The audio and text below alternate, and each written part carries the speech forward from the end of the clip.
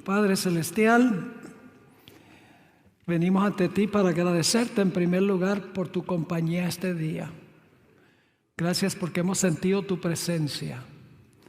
Pedimos ahora que nos proponemos una vez más abrir las páginas de tu santo libro, que tu Espíritu Santo nos acompañe. Te ruego, Señor, que tú bendigas a todos los que se han quedado, también todos los que están de viaje, de regreso a sus casas. Acompáñalos, protégelos de todo peligro. Manténnos fieles y firmes en la fe. Te lo pedimos en el nombre de Jesús. Amén. Quiero hacer un anuncio primero. Lo anuncié la primera noche que estuve aquí. He traído algunos materiales, algunos manuales de estudio.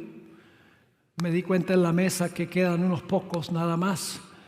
Y he traído también unos thumb drives, flash drives, que son chiquiticos, se insertan en la computadora.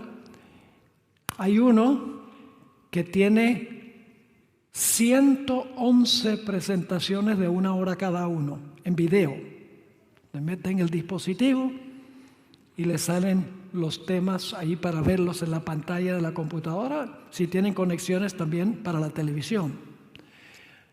Ese es uno. Hay otro que tiene 2,700 páginas escritas de manuales que yo he escrito sobre diferentes temas. Estado de los muertos, profecías, el sábado, la ley, las doctrinas distintivas y especiales de la Iglesia Adventista.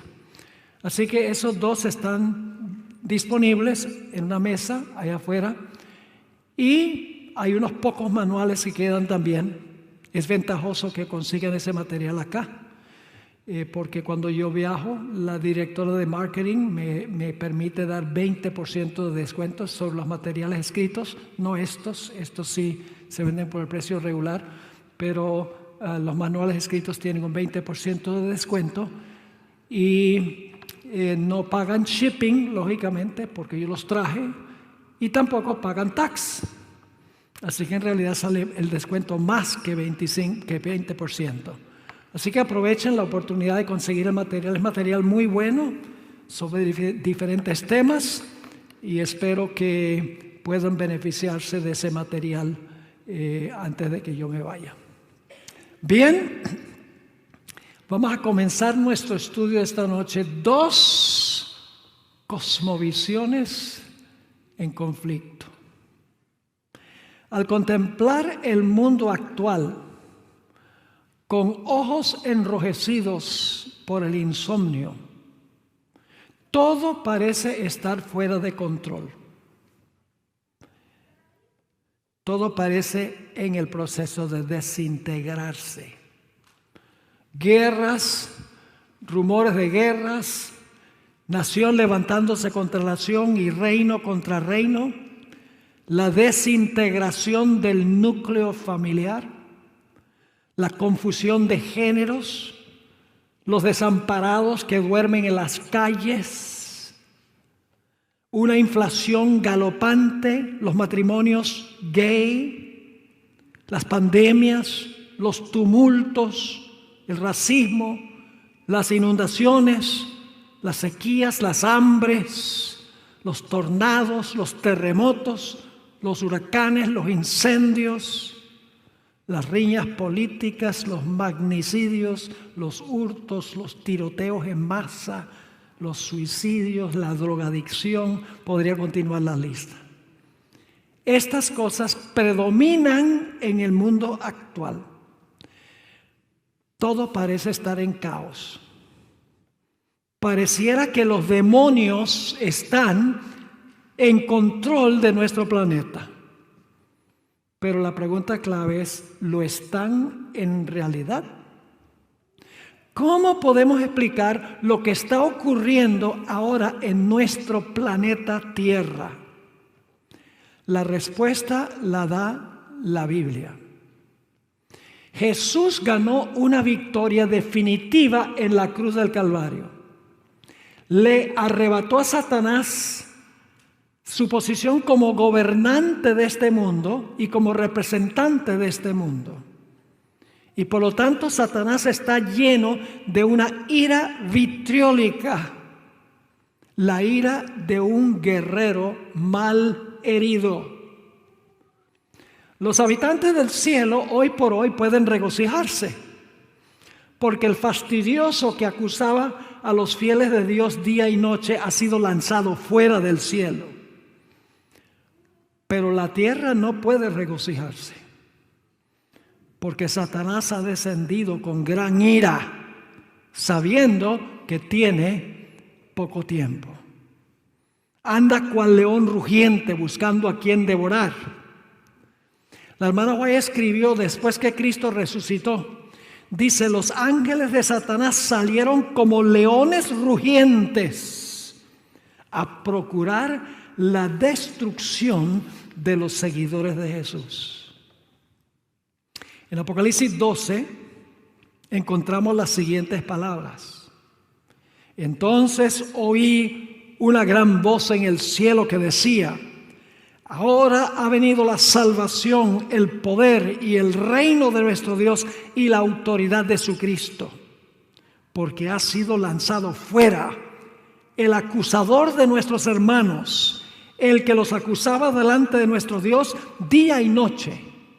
Y luego fíjense la reacción del cielo: por lo cual, alegraos cielos y los que moráis en ellos. El cielo puede regocijarse. ¿Y qué de la tierra? ¡Ay de los moradores de la tierra y del mar! Porque el diablo ha descendido a vosotros con gran ira, sabiendo que tiene poco tiempo. Alegraos cielos, porque ya no puede ir allá para acusar. Pero ay de los habitantes de la tierra y del mar, porque Satanás ha descendido con gran ira, sabiendo que tiene poco tiempo. Con el paso de los años, me he dado cuenta más y más la importancia de estudiar la historia, porque la historia del pasado se va a repetir en el futuro. Y la razón por la cual la historia se repite es porque Dios nunca cambia, Satanás nunca cambia, y los seres humanos no regenerados tampoco cambian. Y por eso la historia del pasado se repite.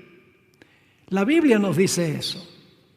En Eclesiastés 1 y el versículo 9, y estoy leyendo de la versión Reina Valera de 1960, dice así: ¿qué es lo que fue? Lo mismo que será. ¿Qué es lo que ha sido hecho? Lo mismo que se hará. Y nada hay nuevo debajo del sol. En Eclesiastés 3:15, en la nueva versión viviente, dice así: los sucesos del presente ya ocurrieron en el pasado, y lo que sucederá en el futuro ya ocurrió antes, porque Dios hace que las mismas cosas se repitan una y otra vez. Me gusta la forma como se traduce Eclesiastés 3:15 en la versión Dios habla hoy. Nada existe que no haya existido antes, y nada existirá que no exista ya. Dios hace que el pasado se repita. Según la Biblia, la historia se repite. Por eso, si conocemos la historia del pasado, podemos saber cómo se va a repetir en el futuro. Ahora, quiero decirles que no existe tal cosa como una historia secular y una historia sagrada. Toda la historia tiene connotaciones religiosas. No hay tal cosa como historia puramente secular. Toda historia tiene dimensiones religiosas. La historia que vemos nosotros a simple vista, que parece ser secular, en realidad solamente es una pequeña fracción de la verdadera historia que transcurre en el mundo que nosotros no podemos ver. Un historiador solo puede describir la historia que transpira delante de sus ojos, que no es la verdadera historia. Solamente puede describir ciertos eventos que ocurrieron en cierto lugar, en cierto tiempo y de cierta manera, lo que está visible ante sus ojos. Yo le digo a esta historia la historia horizontal, la historia que se ve. Pero hay una historia que se está escribiendo detrás del telón, una historia que transpira en el mundo invisible que no vemos con los ojos físicos. Yo le digo a esta historia la historia vertical. La historia detrás de la historia se escribe detrás del telón y es una batalla entre Cristo y Satanás. El apóstol Pablo describió esta historia, la historia vertical, la historia en el mundo que no vemos con los ojos físicos. En Efesios 6 y el versículo 13, el apóstol Pablo escribió en cuanto a esta historia en el mundo invisible, detrás del telón. Escribió de esta manera: porque no tenemos lucha contra sangre y carne. ¿Qué significa esa expresión sangre y carne? Contra seres humanos en el mundo visible, sino contra ¿quiénes?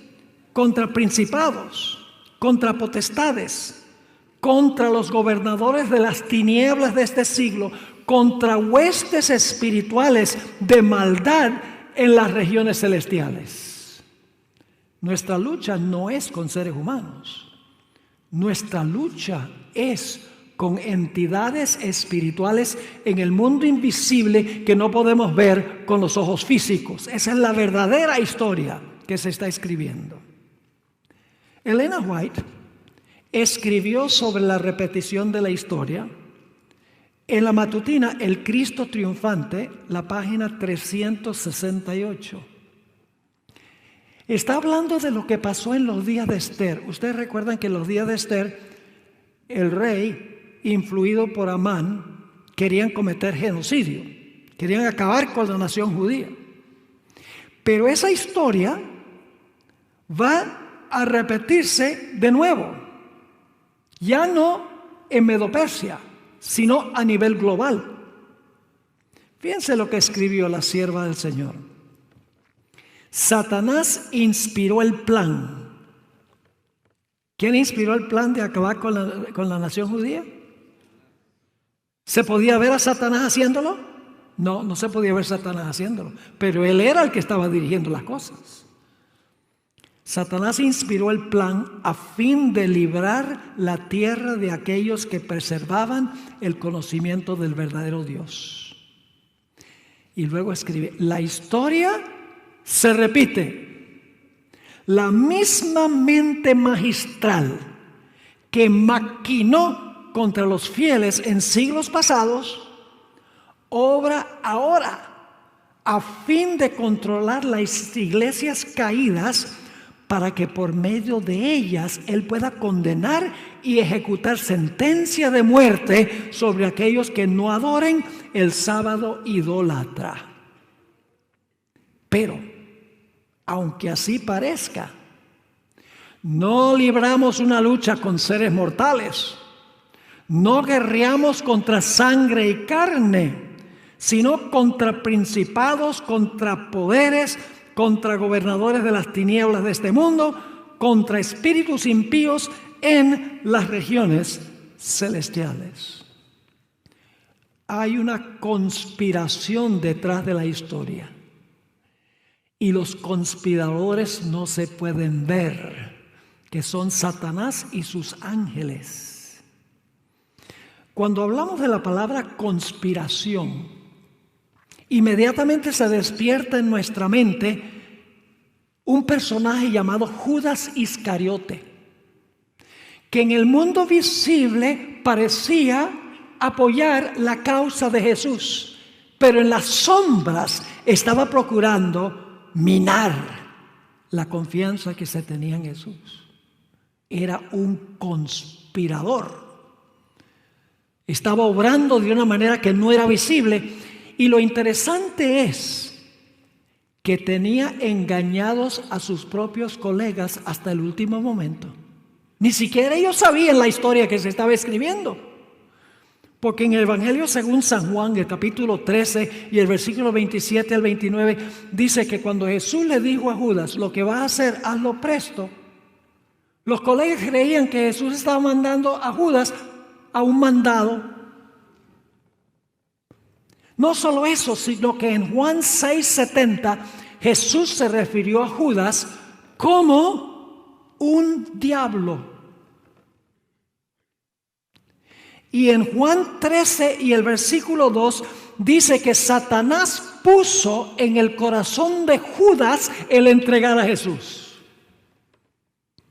Es decir, parecía que Judas estaba haciendo todo esto, pero detrás de Judas, en el mundo invisible, en la historia vertical, había un poder detrás del poder maquinando para estorbar la vida de Jesús.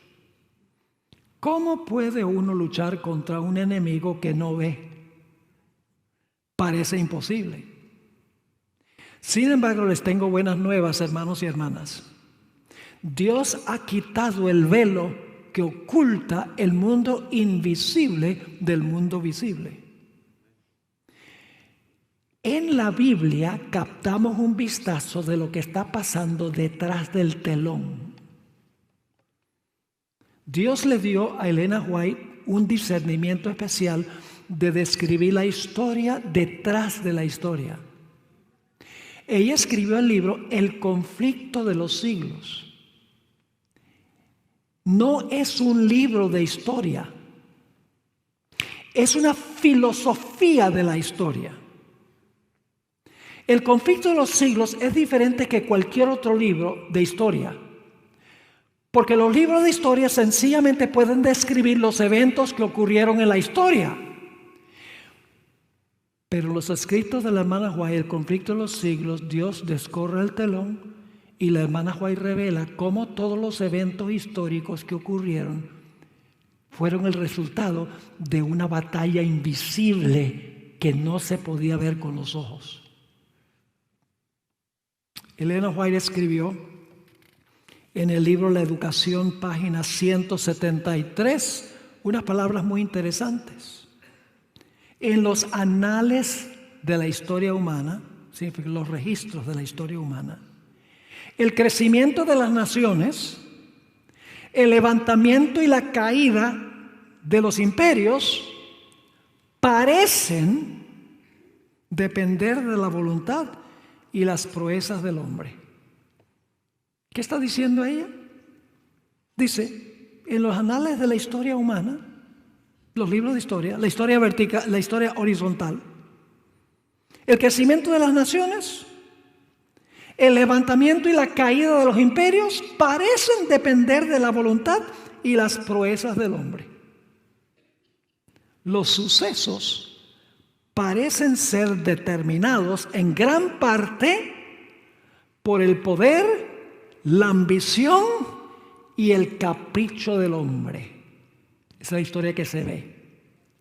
Pero en la palabra de Dios se descorre el velo y contemplamos detrás, por encima y a través el juego y el contrajuego de los intereses, las pasiones y el poder de los hombres, los agentes del ser misericordioso que ejecutan silenciosa y pacientemente los consejos de la voluntad de Dios. Podemos comparar el desarrollo de la historia con un juego de ajedrez. Ahora, un juego de ajedrez tiene 2 jugadores, la tabla y las fichas sobre la tabla que uno mueve. El propósito de los 2 jugadores es estorbar y frustrar las jugadas del otro, con el propósito final de poner al otro en jaque mate, en un callejón sin salida. Ese es el propósito. Me gusta comparar la historia con un juego de ajedrez. Los 2 jugadores son Cristo y Satanás. La tabla es la historia y los movimientos de las fichas son los movimientos de la historia. Ahora, ¿qué posibilidad habría de que una persona perdiera el juego de ajedrez si antes de comenzar el juego ya sabe todas las jugadas que va a hacer el otro? ¿Cuál sería la posibilidad de que perdiera? Si ya conocía todas las jugadas que iba a hacer el otro jugador, no podría perder. Dios ya conoce todas las jugadas que va a hacer Satanás en la historia. Conoce cómo termina el juego antes que comience. Dios sabe cómo va a jugar Satanás en la historia, pero Satanás tiene que adivinar cómo va a jugar Dios. Y cuando se adivina, se cometen errores. Permítanme darles un ejemplo. En Génesis, el capítulo 15, tenemos una profecía de 400 años que le dio Dios a Abraham. En esa profecía, Dios le dijo a Abraham que sus descendientes iban a ir a una tierra extraña, no de ellos. Pero Dios no identificó cuál era la tierra por nombre. Sencillamente dijo, tu pueblo va a ser llevado, va a ir a una tierra que no es de ellos. Y después de y los van a cautivar allí. Y después de los 400 años, ellos van a salir y van a regresar acá, a Canaán. Así que Satanás dice, yo no voy a permitir que esa gente se mueva de Canaán a Egipto. No a Egipto, sino a la nación que no se mencionó. Ahora, ¿cómo se podía cumplir la profecía de los 400 años? Satanás, sin darse cuenta, cooperó para que el plan de Dios se cumpliera. Y ustedes dicen, ¿cómo fue? Por la historia de José. Satanás influyó sobre los hermanos de José para que lo vendieran a Egipto. Y Satanás dijo, qué bueno, me deshice de este muchacho. Pues los hermanos eran malos. José era noble. Satanás dice, misión cumplida, me deshice de él. Pero Satanás no sabía que transportando a José a Egipto se iba a cumplir la profecía de los 400 años. Y 400 años después, ya Satanás había caído en cuenta de que Jacob y su familia iban a ir a Egipto. Dice, ya se está cumpliendo esa profecía. Ahora voy a impedir que regresen a Canaán. Y ahí tiene uno el odio de Faraón, que no quería dejarlos salir, porque no quería que regresaran a Canaán, a donde iban a ser el Mesías. Satanás, al exportar a José a Egipto, estaba cumpliendo la primera parte de la profecía de los 400 años, porque él fue a una tierra que no era de él, y la familia de él terminó en Egipto para luego regresar a Canaán. ¿Entendieron eso? Ahora vamos a Isaías 46, 9 al 11. Isaías 46, 9 al 11. ¿Qué distingue al verdadero Dios de todos los falsos dioses? Aquí lo dice en Isaías 46, 9 al 11.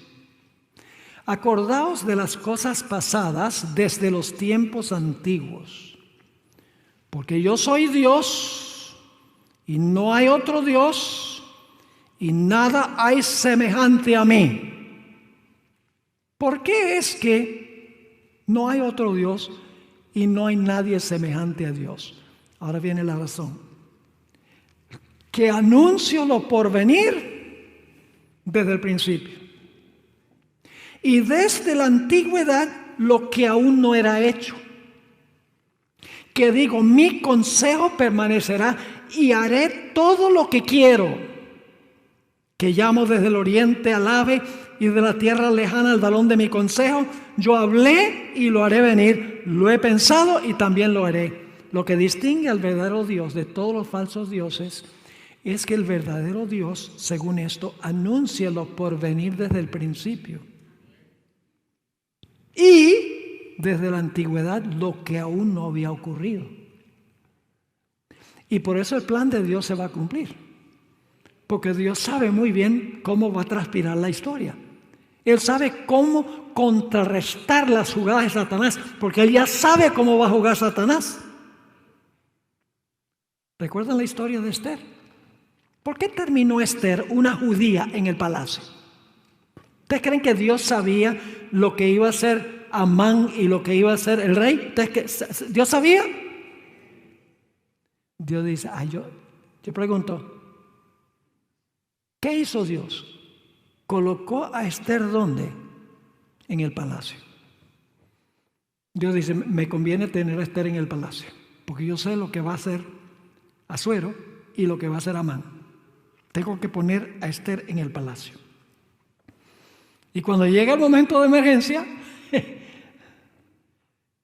Esther es la que comparece ante el rey para librar al pueblo. Y dice en Esther 4 y el versículo 13 y 14 que Mardoqueo le manda un mensaje a Esther y le dice, mira, tú tienes que comparecer ante el rey para abogar por el pueblo. Y le dice, mira, si no lo haces, tú y tu familia van a perecer. Y Dios va a librar al pueblo de otra manera. Y luego dice algo, y quién sabe si para este tiempo viniste al reino. Yo eliminaría el quién sabe. Bueno, que no sabía. Pero lo que sucede es que Dios había colocado a Esther de antemano allí porque él sabía lo que Satanás iba a hacer. Y así funciona la historia, juego y contrajuego. Ahora les voy a dar varios ejemplos de esto. El primer ejemplo lo encontramos en 2 de Crónicas 18. Si van allí un momento, en un momento vamos a leer algunos versículos, pero les voy a contar la historia. Resulta que en cierta ocasión el rey Acab, que era un rey malo, el rey de las 10 tribus del norte, que se conocían como Israel, y Josafat, que era un rey bueno, el rey de las 2 tribus del sur, que se conocían como Judá, se reunieron allá en Samaria.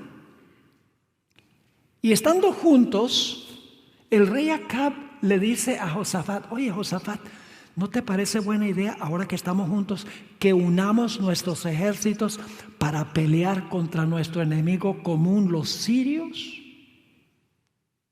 Y Josafat, siendo un rey bueno, le dice, bueno, parece buena la idea, pero ¿no tienes un profeta por ahí que nos diga si es la voluntad de Dios que vayamos juntos a la guerra contra los sirios? Acab dijo, profetas me sobran, tengo 400. 400 profetas. Llamó a los profetas y les preguntó, ¿debemos ir a la guerra? Los profetas dicen, claro que sí. Ve a la guerra, van a ganar una victoria rotunda sobre los sirios. Es la voluntad de Dios que vayas. Pero Josafat como que no estaba convencido. Y le dice, ¿no tienes por casualidad por ahí a un profeta de Jehová? Con eso le dijo todo. Con los falsos profetas le decían al rey lo que quería oír. Y Acab le dijo, tengo uno, pero está en el calabozo. Y Josafat dice, tráiganlo, porque ahí es que viven los verdaderos profetas. Así que manda a traer a Micaías. Ahora vamos a interrumpir la historia por un momento. Y vamos a ir al final de la historia, ¿ok? Y luego vamos a volver a lo que dice Micaías a Acab cuando comparece del calabozo. Segunda de Crónicas 18, 33 y 34 nos dice que Acab fue a la guerra y lo mataron. Vamos a leer esos versículos. Mas disparando uno el arco a la aventura, hirió al rey de Israel entre las junturas y el coselete. Él entonces dijo al cochero: vuelve las riendas y sácame del campo, porque estoy mal herido. Y arreció la batalla aquel día, por lo que estuvo el rey de Israel, Acab, en pie en el carro enfrente de los sirios hasta la tarde. ¿Y qué pasó? Y murió. Hizo lo que dijeron los falsos profetas, fue a la batalla y lo mataron. Pero ahora escuchen bien. Ya la decisión de que muriera Acab en la batalla se había decidido en el cielo de antemano. Ahora volvamos al momento cuando Micaías vuelve a Acab para darle el consejo de si debe ir a la guerra o no. Vamos a leer Segunda de Crónicas, el capítulo 18 y los versículos 18 en adelante. Llega Micaías ante el rey y dice: entonces él dijo: oíd pues palabra de Jehová. Yo he visto a Jehová sentado en su trono. Es decir, Micaías ha visto esta visión. Yo he visto a Jehová sentado en su trono y todo el ejército de los cielos. ¿Quiénes son el ejército de los cielos? Los ángeles. Estaba a su mano derecha y a su izquierda. Y Jehová preguntó: ¿quién inducirá a Acab, rey de Israel, para que suba y caiga en Ramot de Galaad? ¿Quién va a convencer a Acab que vaya a la guerra para que lo maten? Y uno decía sí y otro decía de otra manera. Nadie quería hacerlo. Entonces salió un espíritu que se puso delante de Jehová y dijo: yo le induciré, yo lo hago. Y Jehová le dijo: ¿de qué modo? Y él dijo: saldré y seré espíritu de mentira en la boca de todos sus profetas. ¿Quién estaba detrás de los falsos profetas? Este espíritu. ¿Quién era ese espíritu? Satanás. ¿Podía Satanás ir a las reuniones celestiales antes que Cristo muriera en la cruz? Lean el libro de Job. Satanás dice: yo convenzo a sus profetas de que le digan que vaya a la guerra para que lo maten. Y Jehová dijo: tú le inducirás y lo lograrás. Anda y hazlo así. Y ahora he aquí, Jehová ha puesto espíritu de mentira en la boca de estos tus profetas. Cuando dice que Jehová lo hizo, quiere decir que Jehová lo permitió. Pues Jehová ha hablado el mal contra ti. ¿A quién debería haber escuchado Acab? A Micaías. Pero ¿quién le hizo caso? A los 400 profetas. Pero ¿quién fue el que influyó sobre los falsos profetas para que le dijera a Acab para que fuera a la guerra? Acab no sabía que se había realizado una reunión en el cielo y que su destino había sido decidido antes que fuera la batalla para que lo mataran. Ningún historiador podría haber escrito esto porque estaba ocurriendo detrás del telón. La decisión estaba siendo tomada en la historia vertical, que no se veía a simple vista. Podemos comparar el juego y el contrajuego de la historia con un témpano de hielo que flota pacíficamente en la superficie del Atlántico Norte. Como la historia del Titanic nos muestra, el témpano de hielo parece inofensivo. La parte peligrosa del témpano no está encima del agua. La parte peligrosa está debajo del agua. Así es la historia. La parte peligrosa de la historia no es lo que está a simple vista que nosotros podemos ver, sino lo que está oculto a los ojos de los seres humanos, y solo la Biblia puede correr el telón para que podamos ver la historia detrás de la historia. Eso es lo lindo del libro Conflicto de los Siglos. La hermana White en el Conflicto de los Siglos constantemente dice, y Satanás influyó para esto, y Satanás influyó para lo otro. El gran conflicto entre Cristo y Satanás. El Conflicto de los Siglos es un libro único en su género, porque revela la historia detrás de la historia que ocurre detrás del telón, la historia que no se ve. Ahora tomemos otros ejemplos bíblicos. ¿Quién quería matar a Jesús cuando nació? Bueno, vamos a leer Mateo 2:16. Mateo 2:16. Herodes, entonces, cuando se vio burlado por los magos, se enojó mucho y mandó matar a todos los niños menores de 2 años que había en Belén y en todos sus alrededores, conforme al tiempo que había inquirido de los magos. ¿Quién quería matar al Mesías? Herodes.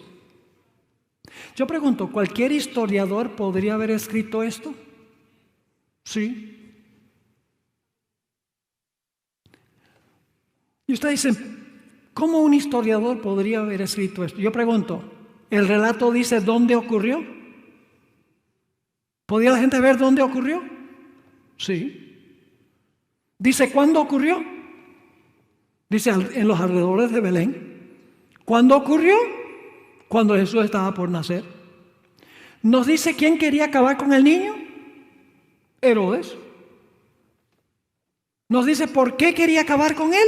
Porque temía perder su trono. ¿Un historiador podría haber escrito eso? Sí. Pues estaba a simple vista. Pero había una historia que se estaba escribiendo detrás del telón.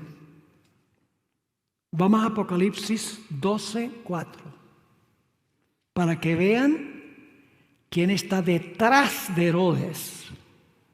Dice en Apocalipsis 12:4: y el dragón se paró frente a la mujer que estaba para dar a luz a fin de devorar a su hijo tan pronto naciese. ¿Quién quería la muerte del niño? El dragón.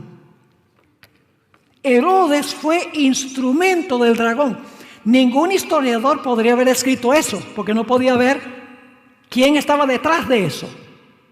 Pero la Biblia corre el velo y nos permite ver quién estaba detrás de la masacre de los niños. Notemos otro ejemplo. Apocalipsis 2:10. Es la iglesia de Esmirna, la iglesia que los emperadores persiguieron. Y fíjense lo que dice allí en Apocalipsis 2:10. Los emperadores hacían esto: encarcelaban a los cristianos y mataban a los cristianos. Pero Apocalipsis 2:10 corre el velo. Jesús le dice a esta iglesia: no temas en nada lo que vas a padecer. He aquí, el diablo echará a algunos de vosotros en la cárcel.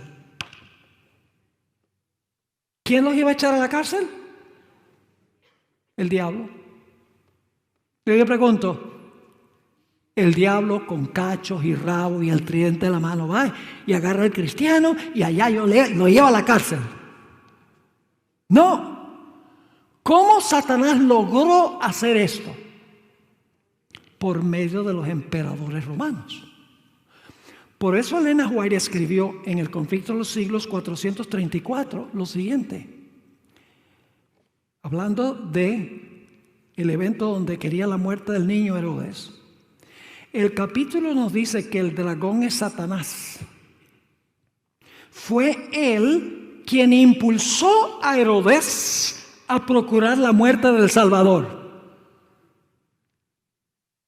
Pero el agente principal de Satanás al guerrear contra Cristo y su pueblo durante los primeros siglos de la era cristiana fue el Imperio Romano. ¿Quién fue el agente principal? Satanás. ¿Pero quién era el instrumento de Satanás? El Imperio Romano. Sigue diciendo, así que, si bien el dragón en su primera instancia representa a Satanás, en un sentido secundario es un símbolo de la Roma pagana. ¿Están captando el principio? Hay una historia detrás de la historia. Y el único lugar donde pueden ver la historia detrás de la historia es en la Biblia y en el espíritu de profecía. Por ejemplo, si ustedes leen Mateo, capítulo 24 y el versículo 9, donde dice, seréis aborrecidos todas las naciones, matarán a algunos de vosotros, seréis entregados. Ahí no dice que fue Satanás. Es Satanás el que hace eso. Pero a la luz de lo que dice el espíritu de profecía, se descorre el velo y se ve que detrás de esto está Satanás, el dragón. Vamos a Daniel 7:25. Estamos anotando varios ejemplos aquí. Daniel 7:25. Está hablando del cuerno pequeño. ¿Qué representa el cuerno pequeño? El poder papal.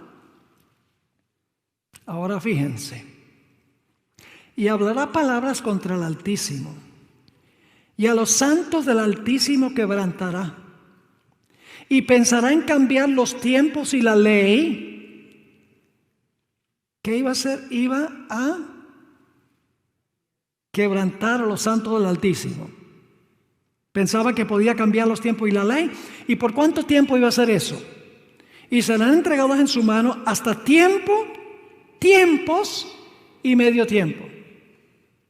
¿A quiénes persiguió el cuerno pequeño? El papado. A los santos del Altísimo. ¿Y por cuánto tiempo los persiguió? Tiempos, la mitad de un tiempo. Ahora, Apocalipsis 13 usa otro símbolo para el mismo poder. El símbolo de la bestia que se levanta del mar. Es lo mismo que el cuerno pequeño. Noten Apocalipsis, el capítulo 13 y el versículo 7. Y se le permitió a la bestia, que es lo mismo que el cuerno pequeño, diferente símbolo, se le permitió hacer guerra contra los santos y vencerlos. ¿Quién fue el que le hizo guerra a los santos y los venció? La bestia y el cuerno pequeño. Y en Apocalipsis 13 dice que lo hizo por 42 meses, que es lo mismo que tiempos, la mitad de un tiempo. Pero ahora fíjense qué interesante esto. ¿Quién estaba detrás del cuerno pequeño y detrás de la bestia? Este poder, representado por el cuerno pequeño y la bestia, es un poder satánico, dirigido por una fuerza detrás del telón. ¿Y ustedes cómo sabemos eso? Pues vamos a Apocalipsis 12 y el versículo 13 y 14. Apocalipsis 12 y el versículo 13 y 14.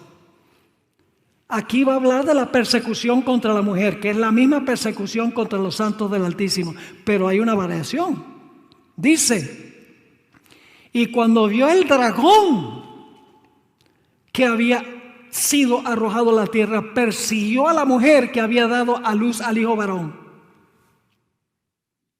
¿Quién persiguió? El dragón. Versículo 14. Y se le dieron a la mujer las dos alas de la gran águila para que volase de delante de la serpiente La serpiente es lo mismo que el dragón, la serpiente antigua, el diablo y Satanás.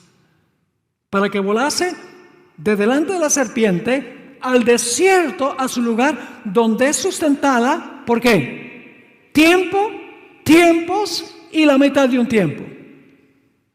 Entonces, ¿quién fue? El poder que persiguió a los santos del Altísimo, a la mujer. ¿Fue el cuerno pequeño, la bestia o el dragón? Sí. La bestia y el cuerno pequeño, detrás de ellos estaba ¿quién en la persecución? El dragón. Lo dice Apocalipsis 12. La serpiente, el dragón, estaba detrás de la persecución. Ahora queremos ir al final de la historia. Todo esto es histórico. Lo que quiero que ustedes vean aquí es que hay una historia que se escribe detrás de la historia. Hay una lucha en el mundo invisible por cada persona, cada alma, que no podemos ver. Fíjense lo que dice Apocalipsis 12 y el versículo 17. Cuando terminan los 1260 años, cuando termina tiempo es la mitad de un tiempo, ¿qué pasa con la bestia? ¿Recibe qué? Una herida mortal en 1798. ¿Pero qué va a pasar con la herida? La herida se va a sanar. Y este poder va a perseguir de nuevo. La bestia va a perseguir de nuevo. Pero ¿quién en realidad es el que va a perseguir a los fieles de Dios? Apocalipsis 12, 17. Entonces, el dragón se llenó de ira contra la mujer y se fue a hacer guerra contra el resto de la descendencia de ella. Ahora, no me gusta esa traducción. Me gusta la traducción tradicional. Se fue a hacer guerra contra el remanente de la simiente de ella. Yo creo que eso se ha entendido mal. Yo pregunto, ¿quién es la simiente de la mujer? Cristo. La simiente de la mujer es uno. Es la misma mujer que trajo a luz al hijo varón. En el mismo capítulo. El apóstol Pablo dijo en Gálatas el capítulo 3 y el versículo 16, a Abraham fueron hechas las promesas y a su simiente. No dice a simientes como de muchos, sino de uno, a tu simiente, la cual es Cristo. La simiente de la mujer aquí es Cristo. La guerra es contra el remanente de la simiente, es decir, es el remanente de Cristo. ¿Me están siguiendo o no me están siguiendo? Si la simiente es Cristo, el remanente de la simiente tiene que ser el remanente de Cristo, los que se han unido a Jesús. Si vosotros sois de Cristo, simiente de Abraham sois y herederos según la promesa. Así que dice, el dragón se llenó de ira contra la mujer, se fue a hacer guerra contra el remanente de la simiente de ella, los cuales guardan los mandamientos de Dios y tienen el testimonio de Jesucristo. Pero fíjense algo interesante, no es el dragón directamente el que va a guerrear contra los que guardan los mandamientos de Dios. El dragón recluta a dos bestias para hacerlo. La bestia del mar, cuya herida se sana, y una bestia que se levanta de la tierra para ayudar a la primera bestia a recuperar su poder. Es decir, el dragón hace guerra contra el remanente de la simiente de ella por medio de la bestia del mar, cuya herida se cura, y por medio de la bestia de la tierra. Y ustedes dicen, ¿cómo sabemos eso? Vamos a Apocalipsis 13, 3 y 4. ¿Sí me están siguiendo? Apocalipsis 13, 3 y 4. Habla de la herida mortal y la curación de la herida. Y vi una de sus cabezas como herido de muerte. Pero su herida mortal fue sanada y se maravilló toda la tierra en pos de la bestia. ¿Y adoraron a quién? al dragón.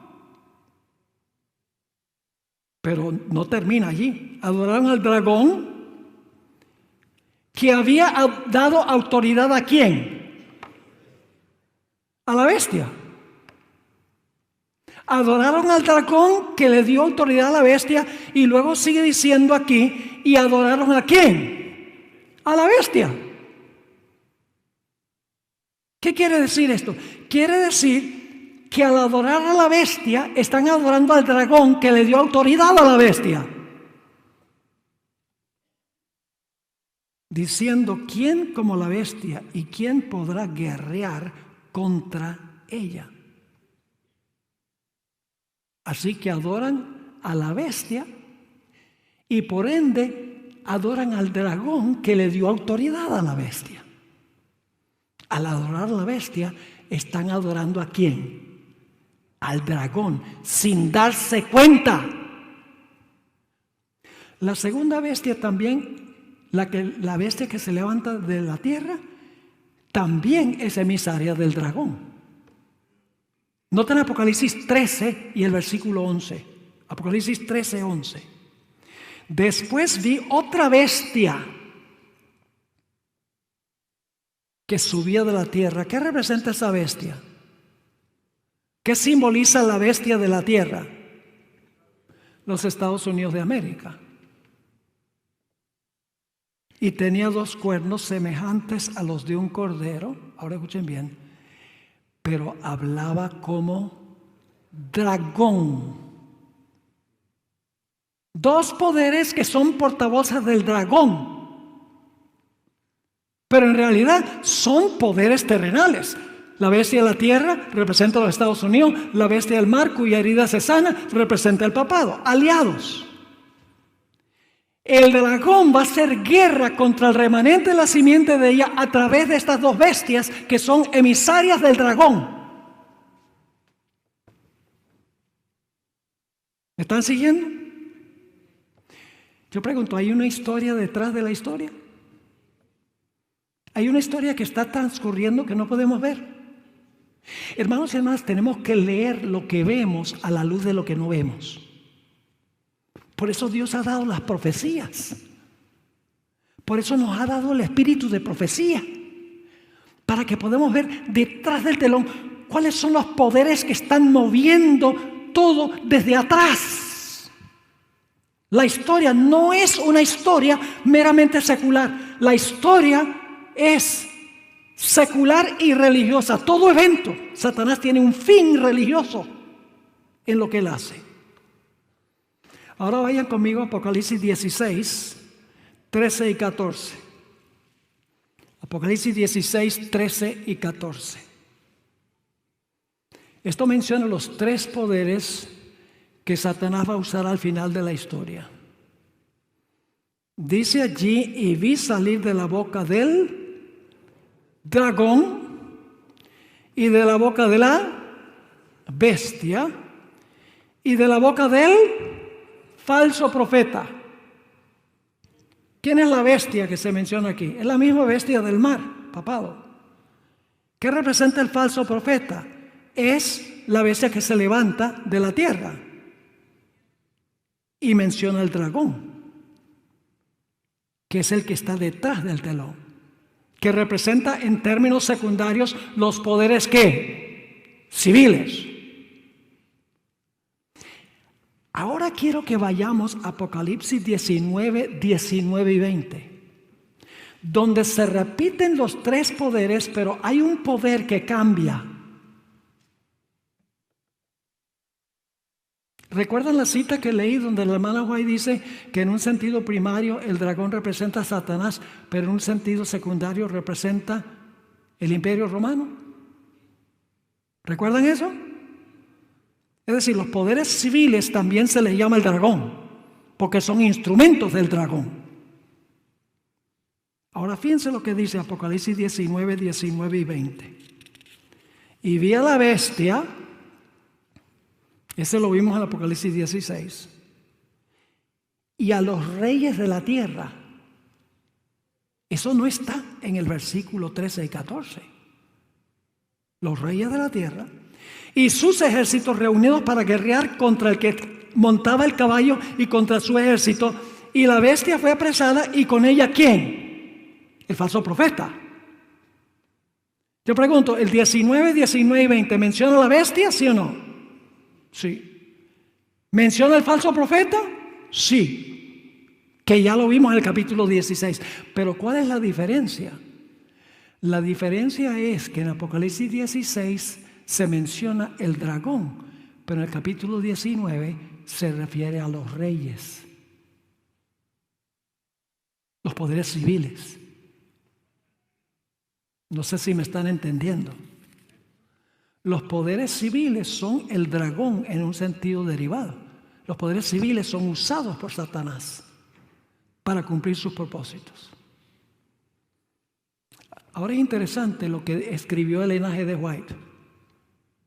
Escuchen esta cita, Testimonios para los Ministros, página 39. Reyes, príncipes y gobernantes han colocado sobre sí mismos el rótulo del anticristo y son representados por el dragón, que va a hacer guerra contra los santos, los que guardan los mandamientos de Dios y tienen la fe de Jesús. ¿Quiénes son representados por el dragón? Reyes, príncipes y gobernantes. Son representados por el dragón, que son poderes ¿qué? Civiles, que son los que tienen el poder. Ahora, vamos a hablar un poco de la segunda venida de Jesús. Yo pregunto, hasta la segunda venida, ¿los poderes civiles entienden cómo Satanás los ha manipulado y los ha usado? ¿Los gobernantes del mundo saben que Satanás los ha usado? ¿Que ha influido sobre ellos? No. ¿Por qué razón? Porque Satanás está invisible. Y ellos no ven sino la historia horizontal. Los políticos de hoy en día, ellos ven la política sencillamente como eventos históricos que están ocurriendo ahora. Ellos no están mirando detrás del telón. No están mirando que por las decisiones que toman, el dragón está influyendo sobre ellos. Satanás está influyendo sobre ellos. Y no lo saben porque él está invisible a sus ojos.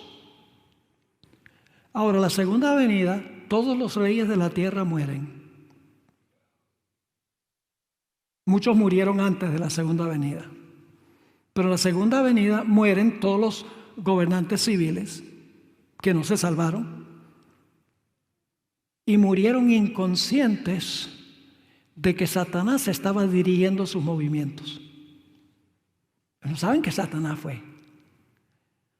Eso es importante. Pasan 1000 años, los gobernantes están todos muertos durante los 1000 años. Después de los 1000 años, ¿qué va a pasar con todos los impíos, con todos los gobernantes de todas las épocas? Van a resucitar. Y ahora, por primera vez en la historia, van a ver a Satanás con sus ojos físicos. Por primera vez. Pero Satanás no se presenta como Satanás. Conforme a su costumbre, se presenta como el campeón de ellos que necesitan guerrear contra un usurpador que está en la ciudad. Permítame leerles la cita del Espíritu Profecía. Los impíos son sus cautivos, cautivos de Satanás. Al rechazar a Cristo, aceptaron la autoridad del jefe de los rebeldes. Están listos para aceptar sus sugestiones y ejecutar sus órdenes. Si los impíos, los poderes civiles, después del milenio, están perfectamente contentos de hacer lo que dice Satanás, que ahora lo ven, pero no se da por Satanás. Sigue la cita. No obstante, fiel a su antigua astucia, no se da por Satanás. Porque si se diera por Satanás, los gobernantes no harían lo que dice. Pretende ser el príncipe que tiene derecho a la posesión de la tierra y cuya herencia le ha sido arrebatada injustamente. ¿Los gobernantes se van a comer el cuento, sí o no? Claro, porque ellos no saben que Él ha dirigido sus movimientos desde el mundo invisible. Sigue diciendo, se presenta ante sus súbditos engañados como redentor, asegurándoles que su poder los ha sacado de sus tumbas y que está a punto de librarlos de la más cruel tiranía. No sabiendo que Satanás estaba detrás del telón, dirigiendo sus decisiones, cuando murieron, ahora, cuando resucitan, Satanás se presenta en persona ante su vista y dice, yo soy el libertador, los que están en la ciudad son usurpadores. Y los gobernantes se van a comer el cuento. Hasta cierto momento. Cuando todos están listos para atacar la santa ciudad, Dios en visión panorámica por encima de la ciudad. Ustedes pueden leer esto en el último capítulo del conflicto de los siglos, el fin del conflicto. Por encima de la ciudad, en visión panorámica, Dios muestra toda la historia de la raza humana. ¿Qué clase de tecnología tiene que tener Dios para mostrar toda la historia sin faltar un detallito? Los seres humanos se jactan. Tenemos estas grandes memorias en las computadoras. ¿Tiene suficiente memoria para mostrar toda la historia del mundo de comienzo a fin sin faltar un detalle? Por primera vez los gobernantes ven el papel que ellos jugaron siguiendo las sugestiones de Satanás. Y cuando terminan de ver el panorama, ya saben quién es Satanás. Y nunca atacan la ciudad. Lean el último capítulo del conflicto de los siglos, Ezequiel 28, los primeros 10 versículos de Ezequiel 28. En ese momento van a voltearse y van a mirar a Satanás y van a decir, nosotros no sabíamos, pero tú eres el malo. Pero ya demasiado tarde. Y en ese momento, cuando todos han confesado que Dios es justo y verdadero, que Satanás es el canalla, desciende fuego del cielo para consumirlos. Finalmente, los gobernantes verán la historia detrás de la historia, pero lamentablemente será demasiado tarde para ellos. Ahora hablemos un momentico ya para terminar. El problema es que los políticos, los protestantes, muchos adventistas, católicos, adquieren sus noticias de los periódicos, las redes sociales y la televisión, que es solo la historia horizontal. Ellos ven la política solamente izquierda y derecha, pero no está viendo el juego detrás del telón. Podemos ver esto claramente con toda la conversación sobre el cambio climático. Los de extrema izquierda dicen, hay que eliminar los combustibles, hay que eliminar los aires acondicionados, porque si no resolvemos el problema del cambio climático, se va a extinguir la raza humana. Es un asunto de supervivencia de la raza.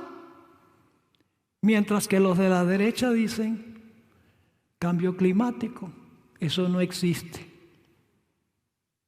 Están viendo solamente la historia horizontal, lo que está delante de sus ojos. Yo pregunto, ¿hay cambio climático, sí o no? Sí.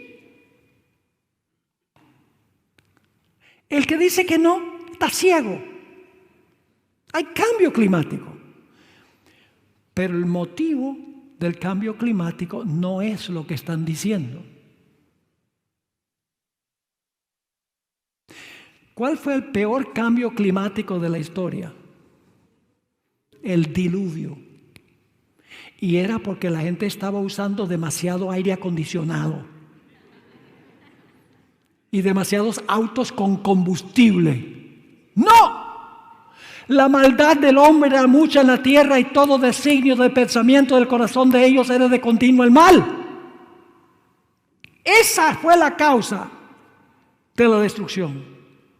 ¿Cuál fue el segundo cambio climático más terrible de la historia? Los 3 años y medio de sequía en los días de Elías. ¿Y por qué fue eso? Demasiado estiércol. Pues también están diciendo que hay que eliminar el estiércol y hay que acabar con las vacas. Porque exhalan mucho gas, metano. Claro, siempre van a tener su vistecito.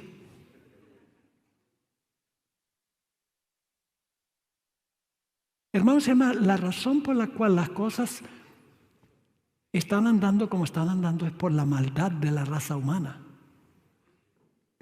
Están dando la razón equivocada. Escuchen lo que escribió la sierva del Señor. ¿Por qué están equivocados? Porque están mirando solamente ¿qué? Lo que leen en el periódico, lo que muestran en televisión, lo que dicen las redes sociales. Lo que está delante de sus ojos. El mundo visible. Pero detrás, ¿quién está detrás de esto? Satanás.